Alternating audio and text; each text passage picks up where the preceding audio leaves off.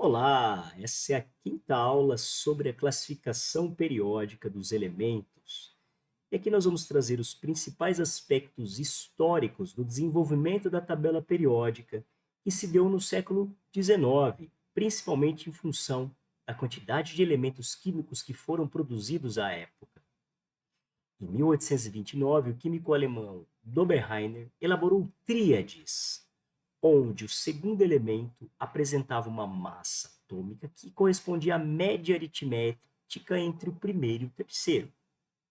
Em 1862, o químico francês Jean Courtois imaginou um parafuso, uma linha espiral em torno de um cilindro, que possibilitava, numa mesma vertical, encontrar elementos químicos com propriedades semelhantes. Isso dispondo esses elementos químicos em ordem crescente de massas atômicas.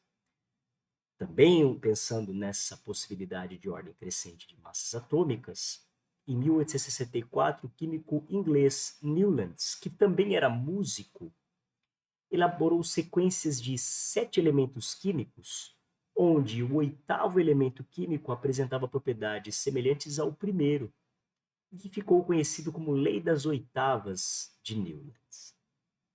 Em 1869, o químico russo Mendeleev elaborou uma tabela onde dispunha os elementos químicos conhecidos em ordem crescente de massas atômicas em 12 linhas. E numa mesma vertical era possível encontrar elementos com propriedades químicas semelhantes. A tabela periódica de Mendeleev é a base da tabela periódica atual. E o Mendeleev trouxe uma lei periódica dizendo que muitas propriedades físico-químicas dos elementos químicos variam periodicamente em função de suas massas atômicas. Tamanha foi a ousadia da tabela de Mendeleev, onde ele pôde fazer inclusive previsões de futuros elementos químicos que se encaixariam em lacunas que ele deixou em sua tabela.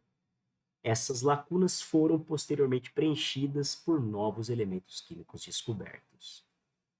E a classificação periódica moderna teve contribuições do químico Moseley, que a partir de espectros de raio-x mostrou que os elementos químicos deveriam estar dispostos em ordem crescente de números atômicos e não de massas atômicas.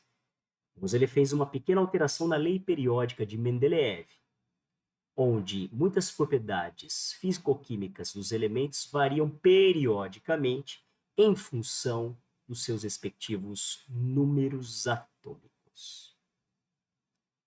Se você chegou até aqui, muito obrigado e até a próxima aula.